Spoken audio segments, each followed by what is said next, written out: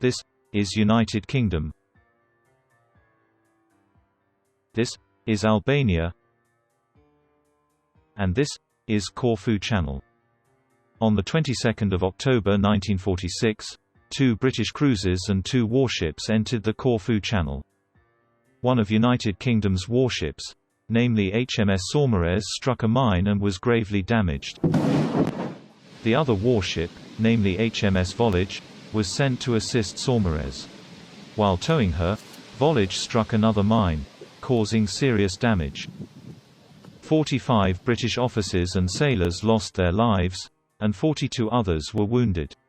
The United Kingdom government protested, and the Albanian government replied that foreign warships and merchant vessels had no right to pass through Albanian territorial waters without prior authorization. After the explosions on the 22nd of October 1946, the United Kingdom government sent a note to Albanian government announcing its intention to sweep the Corfu Channel shortly. The reply given by Albanian government was that this consent would not be given unless the operation in question took place outside Albanian territorial waters, and that any sweep undertaken in those territorial waters would be a violation of Albanian sovereignty. The sweep effected by the British Navy took place on the 12th to the 13th of November 1946 in Albanian territorial waters and within the limits of the channel previously swept. 22 moored mines were cut. They were mines of the Germany MC type, also known as GY type. The Corfu Channel incidents, including the mine-sweeping process, made the way into news.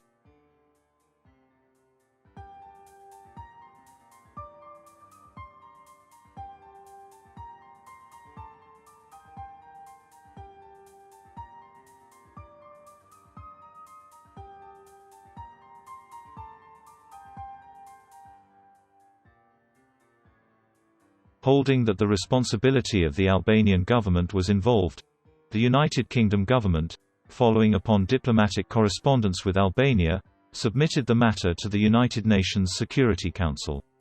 The Security Council invited Albania, which was at the time not a member of the United Nations, to participate in the discussions, on condition that Albania accepted all the obligations of a member of United Nations in a similar case.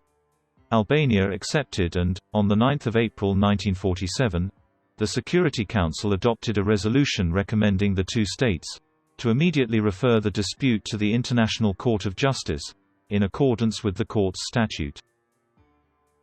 In a letter dated the 22nd of May 1947, George Neville Maltby Bland, the United Kingdom ambassador to Netherlands, sent letter to the Registrar of the International Court of Justice concerning the appointment of William Eric Beckett as the agent representing United Kingdom in the proceedings.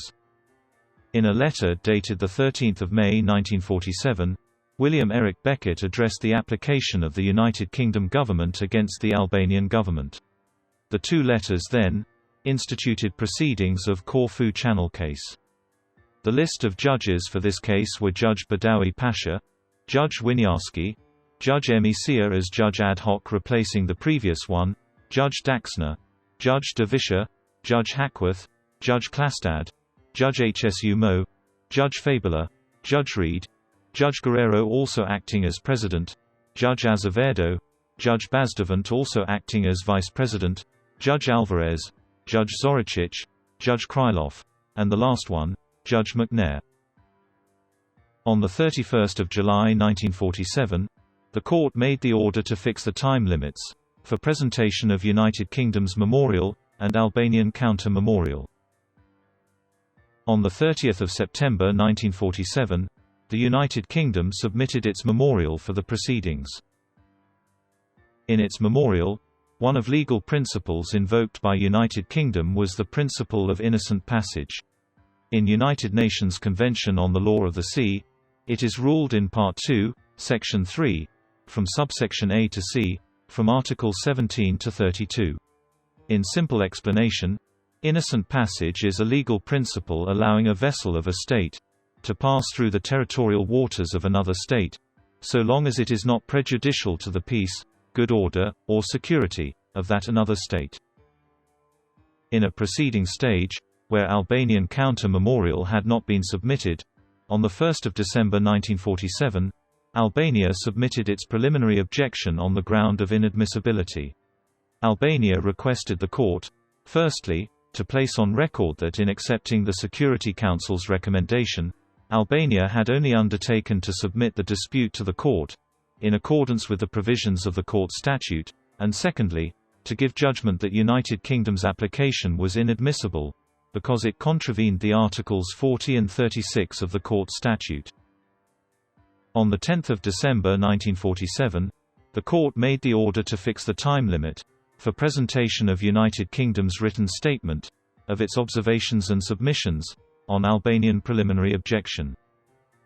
On 19 January 1948, United Kingdom submitted its observations and submissions to the court, arguing that the preliminary objection should be dismissed.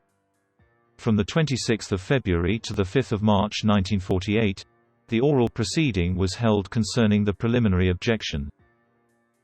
On 25 March 1948, the court delivered the judgment on the preliminary objection. By 15 votes to 1, firstly, that the preliminary objection was rejected, and secondly, that the proceedings on the merits shall continue.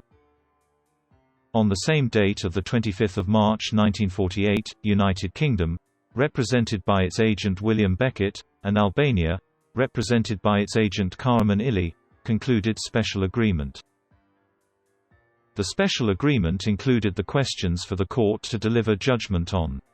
The questions were, first, is Albania responsible under international law for the explosions which occurred on the 22nd of October 1946 in Albanian waters, and for the damage and loss of human life which resulted from them, and is there any duty to pay compensation? Second, has the United Kingdom under international law violated the sovereignty of the Albanian People's Republic by reason of the acts of the Royal Navy in Albanian waters on the 22nd of October and on the 12th and the 13th of November 1946, and is there any duty to give satisfaction? The next day, on the 26th of March 1948, the court made the order to fix the time limits for presentation of Albanian counter-memorial, United Kingdom's reply, and Albanian rejoinder. On 15 June 1948, Albania submitted its counter-memorial for the proceedings. One of legal bases invoked by Albania was Article 5 of 1907 Den Haag Convention 8, relative to the laying of automatic submarine contact mines. The article provides that the state shall remove its own mines. Albania accused United Kingdom for violating the article because of the acts of mine sweeping on 12 and 13 November 1946. On 30 July 1948, United Kingdom submitted its reply for the proceedings. On 20 September 1948, Albania submitted its reply for the proceedings. From 9 November 1948 to 9 April 1949, the oral proceeding was held concerning the merits. On 17 December 1948, the court made the order to obtain expert opinion for the proceedings. On 9 April 1949, the court delivered the judgment on merits. By 11 votes to 5, gave judgment that Albania was responsible under international law for the explosions which occurred on the 22nd of October 1946 in Albanian waters, and for the damage and loss of human life that resulted therefrom. By 10 votes to 6, reserved for further consideration, the assessment of the amount of compensation, and regulated the procedure on this subject by an order. By 14 votes to 2, gave judgment that the United Kingdom did not violate the sovereignty of Albania, by reason of the acts of British Navy in Albanian waters, on the 22nd of October 1946. By 16 votes to 0, or unanimously, gave judgment that by reason of the acts of the British Navy in Albanian waters, in the course of the operation of 12 and 13 November 1948, the United Kingdom violated the sovereignty of Albania, and that this declaration by the court constituted in itself appropriate satisfaction.